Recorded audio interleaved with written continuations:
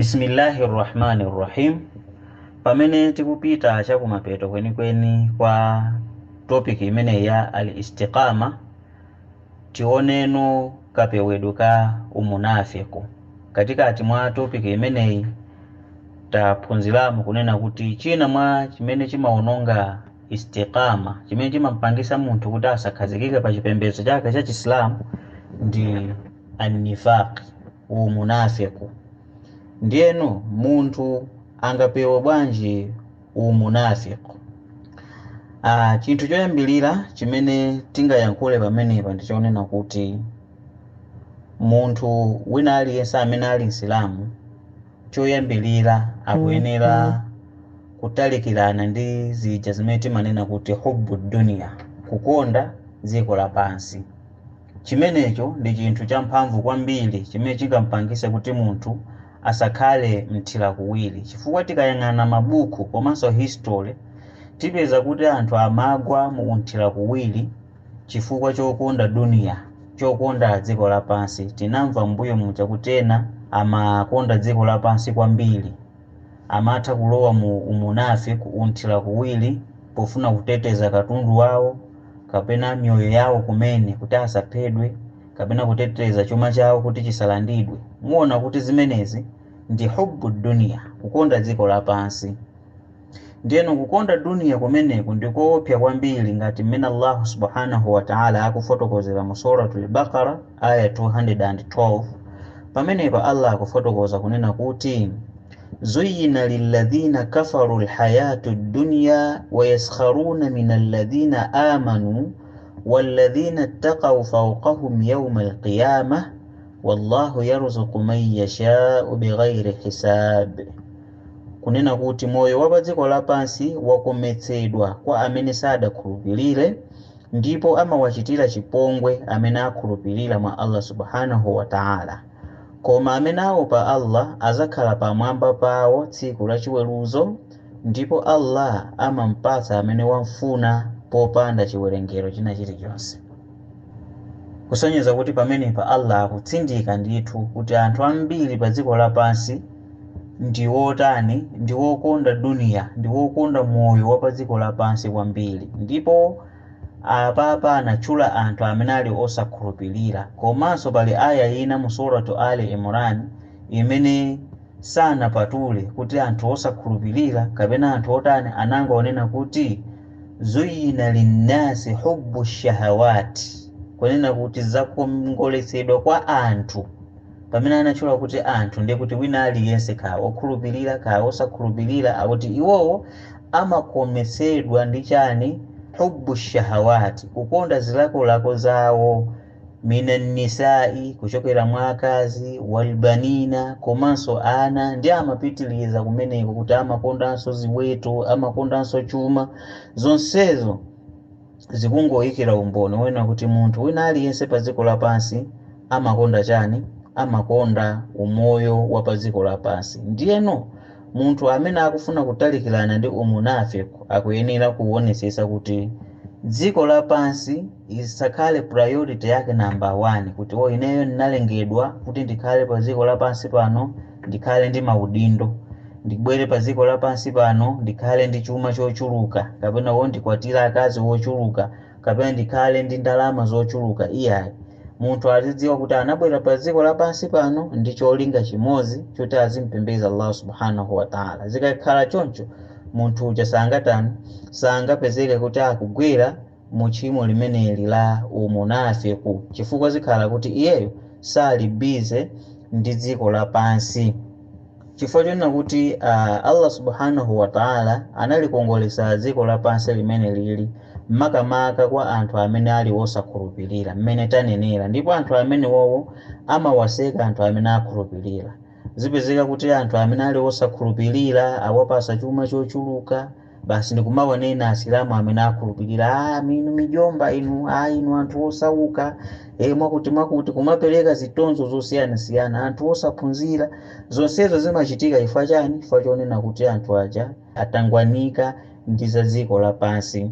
Komano tsiku la kiyama anthu amene ali okhulupirira ndi amene akakhala pamwamba pa anthu amene akupanga chipongwewo, amene Allah subhanahu wa ta'ala akunenera kuti walipanga dziko lapansi lino kukhala lokongola kwa anthu amene ali osakhulupirira, amene akamakhala pa dziko lapansi lino amakhutisidwa ndithu kuti umoyo ndiye uti, ndiye umenewo, life ndiye iti, ndiye imeneyi, ndiye amakhala busy kusonkhanitsa chuma, komanso chuma chimene chija samapereka munjira ya Allah subhanahu wa ta'ala, koma kuti amangochidya ngati mmene anthu amadyera tomato. Kupezeka kuti akupeza chuma, ndi kupezeka kuti chuma chimene chija akuwonongera kwa akazi, akuwonongera munjira zosiyanasiyana, ndipo mkati mwakemo ndi kupezekanso kuti akuwanyoza anthu amene ali wokhulupirira mwa Allahu subhanahu wa ta'ala.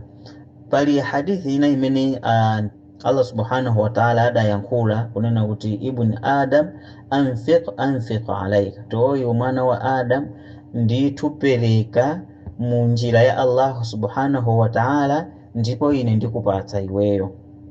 Komanso mtumiki Muhammad sallallahu alayhi wasallama pali hadithi ina imene adayankhula amamoza Bilal radiyallahu anhu kuti ya Bilal anfiq Bilal, tapereka iwe Bilali munjira ya Allah subhanahu wa ta'ala, wala takhsha min dhil arshi iqlalan, ndikunena kuti ndipo usawope iweyo kuti ukhala ndi umphawi ukapereka kuchokera kwa Allah subhanahu wa ta'ala, kuti mwini mpando wa chifumu iweyo akupasa, sikuti ukhala ndi zochepekedwa chifukwa choti ukupereka muzina la Allah subhanahu wa ta'ala, kapena kuti ukupereka munjira ya Allah subhanahu wa ta'ala. Komanso pali hadithi imene ikufotokoza kunena kuti mtumiki Muhammad sallallahu alayhi wasallam adayankhula kunena kuti anna malakaini yanzilani minas samai sabihata kulli yawmin, kunena kuti ndithu angelo awiri amatsika kuchokera kumwamba kummawa kwa tsiku lina lililonse, fayaqulu ahaduhuma Allahumma a'ti munfiqan khalafa wa yaqulu al-akharu Allahumma a'ti mumsikan talafa, kunena kuti akuti angelo amenewa akatsika kummawa kwa tsiku lililonse amayankhula mmodzi wayo kunena kuti o Allah, mpatseni munthu amene akupereka munjira ya Allah subhanahu wa ta'ala, mumpase zina zowonjezera pa zimene wachosapo.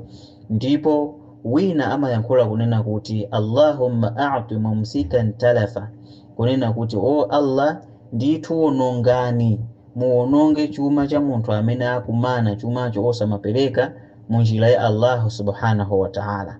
Komanso pali hadithi ina imene adayankhula mtumiki Muhammad sallallahu alayhi wasallam kunena kuti yaqulu ibn Adam mali mali, kuti ndithu mwana wa Adamu akumayankhula kunena kuti ndalama zanga ine, ndalama zanga. Ndiye mtumiki amafunsa kunena kuti wahallaka min malika illa ma akalta fa afnaita wama labista fa ablaita wama tasaddaqta fa amdaita wama siwa dhalika fadhahibu wa tarikuhu linnas, kunena kuti eti choncho akumayankhula mwana wa Adam.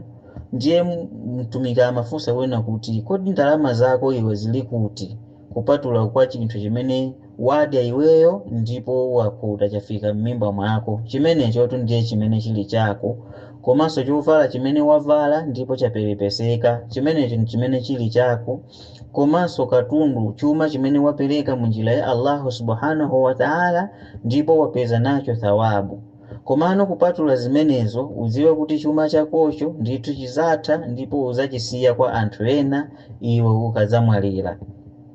Ndipo mmene mutu ndimene mtumiki Muhammad sallallahu alayhi wasallama akufotokozera pankhani yotani yopereka. Chifukwa chani tikukamba nkhani zopereka pankhani yopewa munthu ukhala munafiki? Tanena kuti mamunafiku amakonda moyo wa dziko lapansi, amakonda kwambiri dunia, amakonda kwambiri makobiri, ndalama. Iwo amatha kupanga magulu osokoneza Islamu ifa yofuna kuti azipeza chani, azipeza makobiri.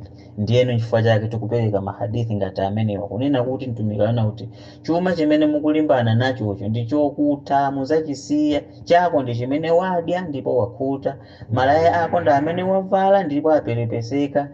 chako iwendi chimene wapeleka munjira ya Allah ndipo wapeza nacho thawabu. Chimenecho chimene chingakuthandize iweyo pa dziko lapansi pano komanso ku akhira. Choncho munthu ukakhala kuti ukukonda chuma kwambiri, umakhala munthu kenako umayamba unthira kuwiri chifukwa umasakasaka zoti zikuyenereze iwe pa dziko lapansi pano, kenako umayamba kumiwala Allah subhanahu wa ta'ala.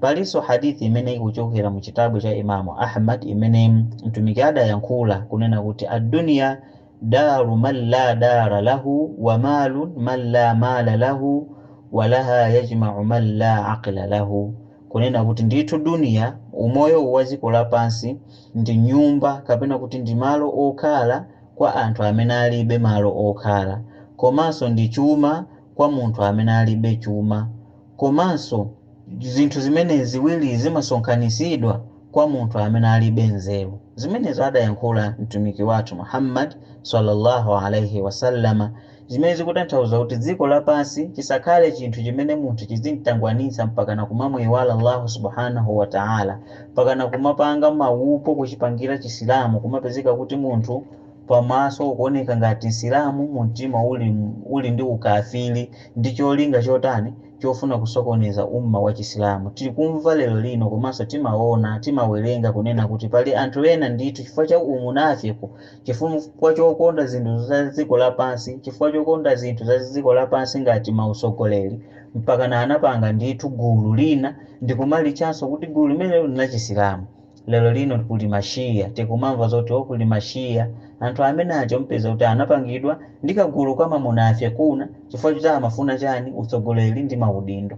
Zinthu zake zimakhala ngati zimenezo, kuyiwala kuti dunia ndi malo oti munthu sangakhale mpaka na kalekale, ndi malo oti azawasiya usogoleri, azawusiya, koma anthu zinapeza kuti mpaka akupanga magulu osokoneza umma wa Chisilamu chifukwa cha umunafiki, kukonda dunia. Pa chifukwa chimenecho tinene pano kunena kuti msilamu kuti aupewe umunafiki, chinthu choyambilira atalikirane ndi kukonda dziko lapansi, kukonda dunia, komanso kukonda chuma, azipereka chuma chake munjira ya Allah subhanahu wa ta'ala, komanso akhale munthu wotalikirana ndi mafitina osiyana-siyana.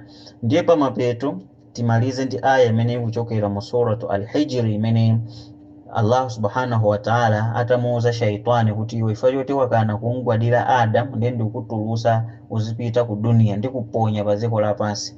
Ndiye shaitani adayankhula mwathamu kunena kuti qala rabbi bima aghwaytani la uzayyinanna lahum fil ardi wa la ughwiyannahum ajma'in.